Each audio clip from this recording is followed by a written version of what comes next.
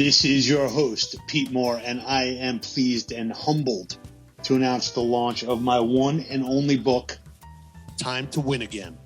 52 takeaways from playing and watching team sports to ensure your business success. Those of you who know me personally, and anyone who listens to Halo Talks for any length of time, know that I am an avid sports fan and a big believer in the value of team sports. What I've seen over the past 25 years helping businesses grow, raising capital, being an entrepreneur myself, and coaching and mentoring executives in the sector, it's the lessons learned on the field perfectly apply to business. Entrepreneurs, executives, managers, you name it. Every company that's a strong company has got a good team. It's a quick read. There's awesome illustrations in there from our good friend Mark at Cruelty Free Cartoons. If you go to integritysq.com, enter your email address, and we will send you information on the book and the Entrepreneur's Survival Kit as well. Be great. Take names. Go Halo. This is Pete Moore on Halo Talks NYC. I have the pleasure of having Damien from Active Entities join us. He is in the process of launching a new social marketplace and network for our Halo community. So Damien, hailing from outside of San Diego, welcome to your first Halo Talks. Thanks, Peter. Great to be a part of it. Looking forward to the session with you. Awesome. So why don't you start off and just give our audience a little background on, what you did before jumping into the Halo sector and kind of where you saw some of the frustrations and opportunities that you're about to solve. Absolutely, yeah. So, ActivePlace for me is been born out of my own personal problems and what I've experienced both as an athlete and in the professional area as well. As a kid, I've been passionate about sports. I was big into endurance sports, so I've been a runner, rider, been a cyclist, and a triathlete. And for me, endurance sports, I love it because it pushes you beyond your limits, tests you the person you are and within. And for me, that really came off my last triathlon, which was the World Ironman triathlon out of Kona in Hawaii. I was coming back from the run in the energy lab and my body was hurting inside and out. Just 18 months ago before the race, I'd had a hip replacement, thought I could go back into the sport and compete as I thought. But I was very wrong. So my body started to fail me and I knew I had to change things. It's sort of a moment in time when you're there running and realize that, my injury was going to force me out of a sport that I love so much. And I knew I had to become active in a different way. And I knew I had to find a solution after this event on how to be active. So that's when I really started looking around, Pete, on what was out there online. And I found that it was a little bit confusing in respects to there was a lot of information. I had to go across a lot of different locations to find it. I didn't know what to trust. And then my offline community was very limited in that respect as well. And for me, that's really where it came from as a problem, understanding that a market is such big market as what we have in health and fitness is quite fragmented online. And that for me is I thought, well, I've competed at the world stage here. And I'm having these problems, so surely there's someone else having this problem as well. And that's really where I got to on sort of that part from initial stage. Got it. So, when you look at taking on such a broad initiative, how do you kind of sequence that out? And, what are the big pieces that you want to try and solve first, whether it's from a informational standpoint or whether it's from, just connecting people with products and services and kind of keep them away from Google, which then takes you to QUORA, which you have to sign up for. And then you kind of get lost and you forgot what you were looking for by the time you get to whatever, homepage you get to is kind of what I've found. Yeah, exactly. So, we'll be tackling, the categories for us, the core categories, which are endurance sports, fitness, outdoor and adventure, and wellness as well are the four categories that we really see there's an opportunity. And we also see people's lives now and their active lives are heavily integrated across multiple categories. You don't just do one thing anymore. You're not just a runner anymore. You might be a runner that does Pilates and yoga and goes to the gym as well, for example, and is conscious about what they're eating, maybe goes to a retreat. So we're finding that there's this integration of the categories as well. But initially where we're focused is within the endurance market. So running, cycling, triathlon, swimming. We know it's a very passionate market. They love what they're doing. They love talking about it. And we also know that market is very receptive to early tech and early innovation as well. They're very goal-driven people. They're focused on outcomes, and we felt that was an exciting market to launch on as our first segment or area.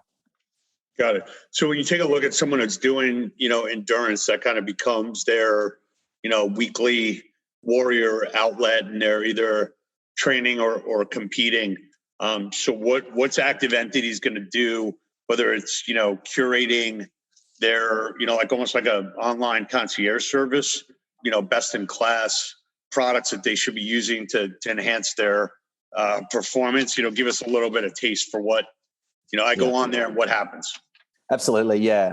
So for any user that comes on there, their journey will typically start within the social network or the feed, for example.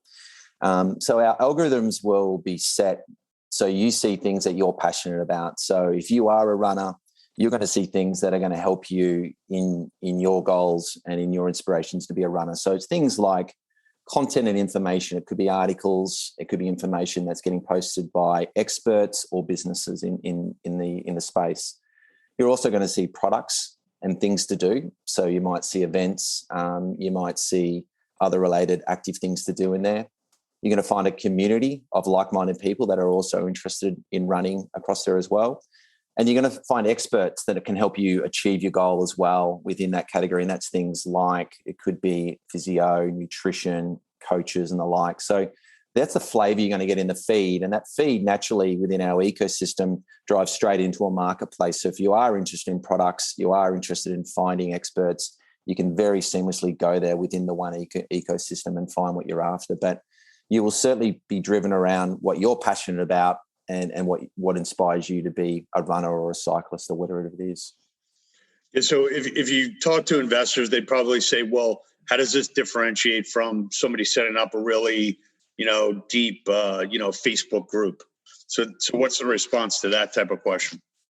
Yeah, absolutely. I mean, you're looking at these generalist platforms out there at the moment, Facebook, Instagram and the likes, and they're great. But, when you consider, someone's core elements in their life, they have family and friends, which Facebook do extremely well. They have LinkedIn for their business and their profession. They don't have a place to own for their health and fitness. They don't have a home for their health and fitness. Generalist platforms are fantastic for being generalist platforms. They're not specialized and they're not a home or a destination that is functional to someone's purpose that they're inspired about or what they love. And for us, that's what ActivePlace brings. It brings that home and it brings that place that people can go to about, to come to what they're so passionate about, and leaves all those generalist things to the side. If they want to go see what the neighbor ate last night for dinner or their best friend's new dog, absolutely go there. If they want to go and focus on their health and fitness, then they come to ActivePlace. Got it. So do you intend to kind of quality control that, or does the, each kind of micro group, looking forward kind of quality control itself? Because obviously when it comes to fitness, performance, endurance, there's probably a lot of personal trainers out there that have their own, prescription, and it's not one size fits all. So how are you thinking about, dealing with some of those types of, questions on how you manage the marketplace? Yeah, and the content, absolutely. The user-generated content that will come out of it, is I think what we're sort of mentioning there, and it's an interesting one. The platform's being built around, making sure people come and they feel good about themselves, they feel inspired, or they post something or they see something that helps them in their active life. And we're seeing that already within the community. The community is naturally just posting things that are related to their health and fitness, and that can come grey, but we're finding it's a nice blend at the moment. We're not seeing people come on here at all and posting random components. It's kind of like going to LinkedIn and posting about a holiday or something you might have randomly done in your life. It just doesn't fit within the community. And we're seeing something very similar on this platform at the moment within the community. Got it. So what did you do before this that, gave you the confidence that you could, pull this off from either a technology standpoint or from creating a marketplace? Yeah, I've been in the startup era for about 10 to 12 years now. I've had a few that I've been a part of, co-founded, built an ed tech business out of Australia, which grew up to a 600 million valuation within 3 years. So I learned a lot of lessons, good and bad, through that period, and made a lot of mistakes along the way. I've been shaped on how to grow a business fast, and I understand it from personal experience. I've also spent 18 years in the health and fitness category. I've done a qualification in it, and I've worked in small to medium business as well, from sports consultancy, running events, sports travel experiences, digital publications. So I've had a nice footprint in regards to that, in addition to being working for larger enterprises such as Nike and Adidas earlier in my career as well. So I've had some good experience in the category. I've got an overall, well-rounded aspect around it. And, for me, that's really formulated, the problem on the business side as well. And it sort of like solidified that it's not just a user or an athlete problem, it's actually a business problem as well. Finding a customer and building a community online is a difficult, fragmented, trustless process at the moment. I want to take a minute and tell our audience about two awesome workout recovery products I've been using for the last 18 months from higherdose.com, leader in infrared technology for athletes like all of us are. We're an investor in the company. That's not why I'm telling you this. I'm telling you this because it works. You got an infrared sauna blanket. I hop in there. I'll listen to some podcasts, burn 800 calories, get a mad detox. And a PEMF, which is a pulsed electromagnetic field crystal mat that I lay on, and I recalibrate my cells to the normalized level of the earth. If you got somebody you like and you're looking for a pretty awesome gift, they will love it. You could use this code HALO75, get $75 off, and you will not be disappointed. higherdose.com, promo code HALO75.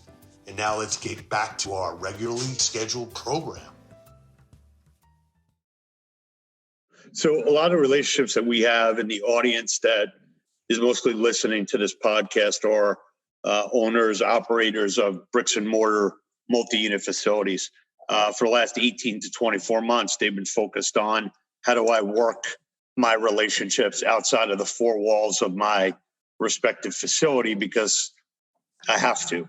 How do you envision, take a 30,000 square foot health club and, how would they potentially kind of weave into active entities and, basically become an authority in some of the services that you're offering advice or, location of, as well as still maintaining their core client base, and connecting the two?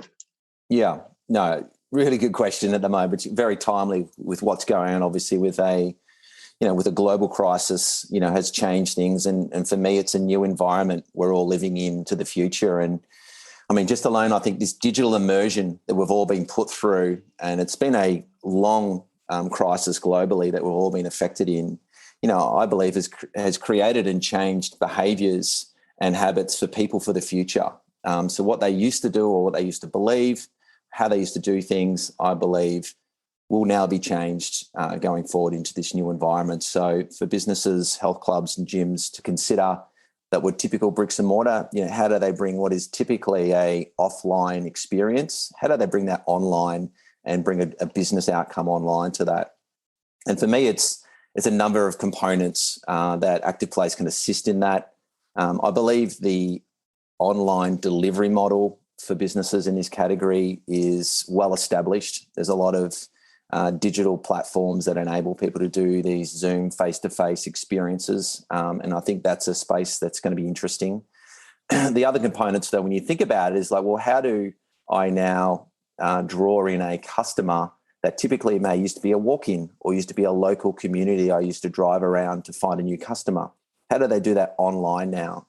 In addition to that, how do they actually grow a community online and retain a community online as well that they've done it before? that is high intent and high engagement levels. And that is, one thing they've got to consider.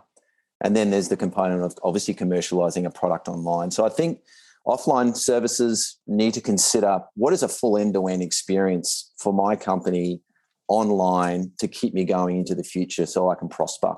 And it's kind of like moving into a hybrid model in a way where they still have a great offline experience, but they need to now consider what does my full end-to-end experience look like online. Gotcha. So once you have these communities set up, what are you seeing as the most mission critical information that people are right now scouring different sites and directories? Is it, event registrations? Is it, workout recovery? Talk to us about, where you see the biggest holes. Yeah, I mean, with lockdowns and the restrictions that have been put in place globally, what we've seen obviously is a hold on event participation in a big way, and obviously travel, that's pretty obvious. We have seen a heavy lean into, let's call them online active programs, virtual programs into the market. So people now wanting to pick up a yoga or Pilates workout at home, an integration of a personal training or a fitness solution that they can do at their convenience, again, at their own house or within their own time frame. So we're seeing a big pull into that category. Absolutely. We're also seeing an interest into communities. Our user sign up and growth has been growing extremely well for the past 12 weeks. We're talking like 10% week on week growth of user sign up. I think that's because people are searching for communities on there, because typically that's been something they've been able to do in their offline experience. Now, that, as I said, this digital immersion is having to bring that online. Gotcha. So as an entrepreneur, given this is your, probably fifth or sixth different venture, and I use this term all the time, that experience is what you get when you don't get what you want. So it sounds like you've got a wealth of experience. For the entrepreneurs out there, what are some either quotes that you live by or, pitfalls that you say, I'm not making them this time around? How long is the show? You got 5 minutes, my friend. There's plenty of pitfalls. So, for me, it's there's so many things, quotes and the likes. I just really feel that someone, you need to find your purpose out there for entrepreneurs. You need to find what you love and find a problem in what you love and then drive that home hard, because startups are not easy things. And anyone that wants to get into them, you have to have that purpose, a deep purpose behind it, because the hard times, you will not see through them if you're doing it for other reasons. For me, that is an absolute number one importance. The other thing is to manage balance as best as you can in a world where you're probably working 60 to 80 hours a week. If you're not working enough on it, but you need to manage your health, your family, your friends, and your own time as well. And that is a juggling act that I don't think you ever can perfect, but it's something that you need to be well aware of and consciously aware of as you build a business. Because if you're building a business for the long term, and that's what startups are, they, for me, it's a 7 to 10 year plan at minimum. You need to be able to make sure you've got a sustainable model and you're on your game as well. So for me, they're probably the first two components, Pete, that I think any entrepreneur and startup looking to build something should consider. Yeah, no, that's helpful words of wisdom. So give us where do we find the site? What's the date that everybody should start going on here? And then what do you think, a regional health club or boutique fitness chain, how should they interact with you or, figure out where their spot is on the platform?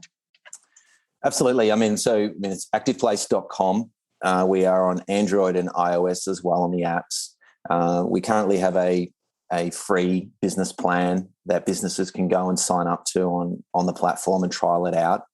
We're launching our first paid subscription model next month, which will enable additional subscription services for businesses to come on and extend further into, finding a customer, building that community and commercializing their products within our marketplace. So I would say jump in, give it a drive and see what you think. You'll find a customer base that's already there and engaging. For us, it's only going to be growing further. Great. All right, man. We'll look forward to meeting up in person in Southern California. Please hit us up as we can be helpful to you. And it seems like you found a spot that everyone can benefit from. So welcome to the Halo sector for the next 7 to 10 years. Thanks, Peter. Appreciate your time.